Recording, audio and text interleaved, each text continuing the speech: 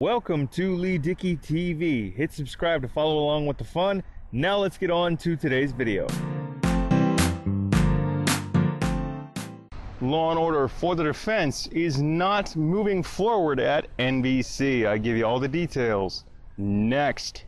Alright, so according to this article from Deadline.com, the proposed Law and Order for the Defense spinoff, which was supposed to be part of an all Thursday night Law and Order lineup on NBC, is not happening. It is not going forward at the network. Apparently, they just want to go in a different direction, Wolf Entertainment, Universal Television, and NBC. They just want to take the series and the franchise in a new sort of creative direction that has nothing to do with a legal drama. I will say that Law and Order is a legal drama, and that's how it works best. But that's just my opinion. So it's unfortunate that Law and Order for the Defense, which was supposed to take place and supposed to air in the fall as part of an all Thursday Law and Order lineup, is not happening. Now, the new season of The Blacklist will take the place of Law and Order for the Defense, moving from Friday nights to Thursdays at 8 p.m. to act as a lead-in for both Law and Order SVU and Organized Crime. I think SVU will be at 9, whereas Organized Crime will air at 10 p.m. Don't quote me on that, but I'm pretty sure that's how the fall schedule is going to look. This article also states that even though NBC, Wolf Entertainment, and Universal Television are taking Law & Order in a new sort of creative direction, a new Law & Order series is being fast-tracked, though not many details are available or at all. It's just not going to be Law & Order for the Defense. Now, Law & Order for the Defense was supposed to sort of take more of a look at the lawyer side, the legal side of things, right? As opposed to just half the episode, say. So it was supposed to take place in a criminal defense firm. It was supposed to center around some lawyers, and was just supposed to put more of a microscopic, or even more of a magnifying glass, pardon me, on, say, the legal aspect of the whole Law and Order sort of formula or franchise. And unfortunately, that's not going to take place, and Law and Order for the Defense isn't happening, which to me, as a fan, I mean, it would have been cool to see what it would have looked like, but to know that, like, another Law and Order series is in the works and being fast-tracked, that's still cool to me. It would have been interesting to see what For the Defense would have looked like and who would have been in it and how it would have been set up.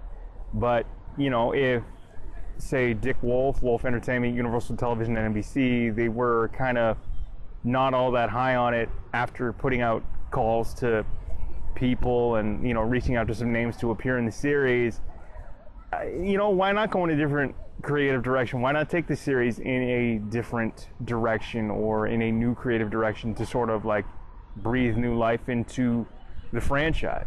Now, as a fan of the Law and Order franchise, to know that For the Defense is not happening, is not going forward at NBC, it's a shame. I mean, am I sad about it?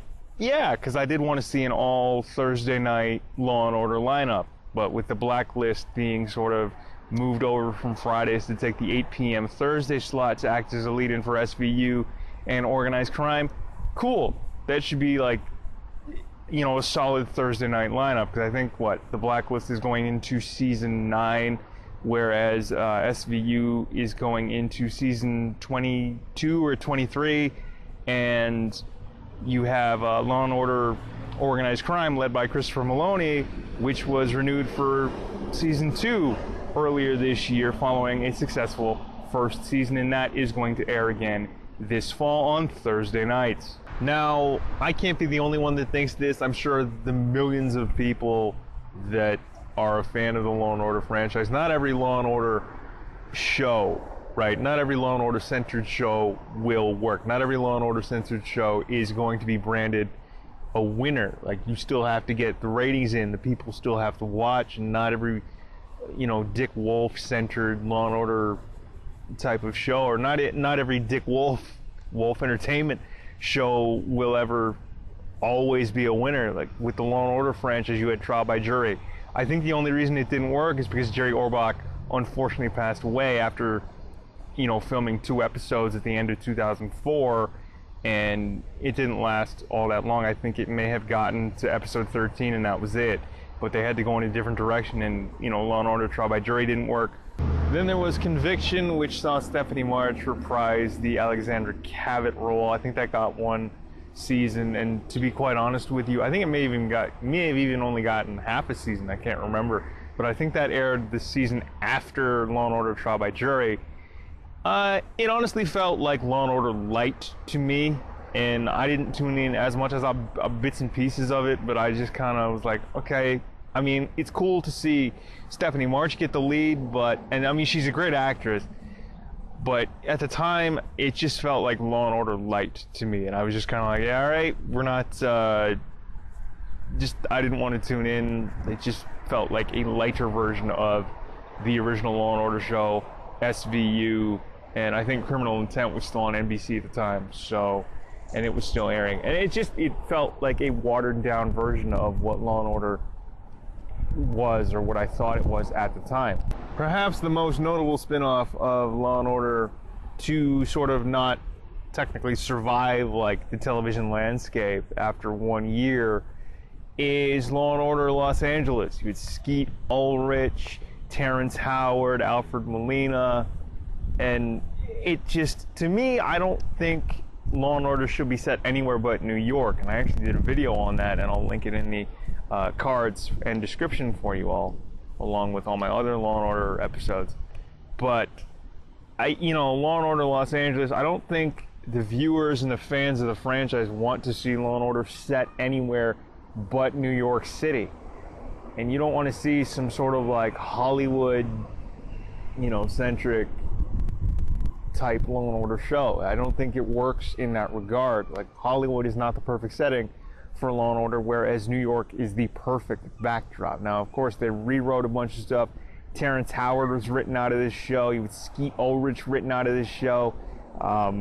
Elena de la Garza was brought in, and it just didn't work. They got 1 year out of Law and Order Los Angeles. I mean, they shortened the title to Law and Order LA, and I don't necessarily think it worked just because it was set in LA, and then, there were a bunch of cast shuffles and a lot of people just were written out, and just things went in a different direction mid-season, I think it was, and it just didn't quite catch on. And like I said, New York is the perfect backdrop for Law and Order, and it really should never be taken outside of New York City.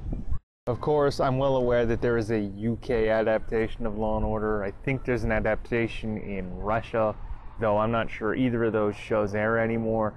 But I was just mainly focused on the shows that were sort of North American centric. I know I live up in Canada, and the show airs and takes place in the States and in the state of New York, but you know what I mean. So, to be fair, like I said, Law and Order doesn't work outside of New York City. That's just my opinion. And Law and Order for the Defense is not happening. There are the details. Hope you enjoyed this video. Please comment, like, share, and subscribe. I have been Leigh Dickey. This wraps up another video. Enjoy all my other Law and Order centric videos in the playlist and in the cards. Everything is in the description for you all. Please do comment, like, share, subscribe, follow along on social media, Facebook, Twitter, and Instagram at Leigh Dickey.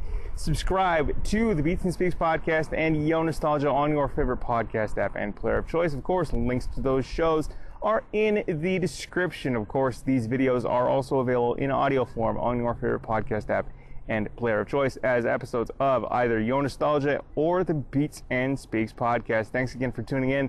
I have been Leigh Dickey. This wraps up another video. Please comment, like, share, and subscribe, and we will see you later. All right, Leigh Dickey signing off. Peace. Thanks for tuning in to Leigh Dickey TV. New episodes are available every Monday, Wednesday, and Friday. Subscribe to follow along with the fun.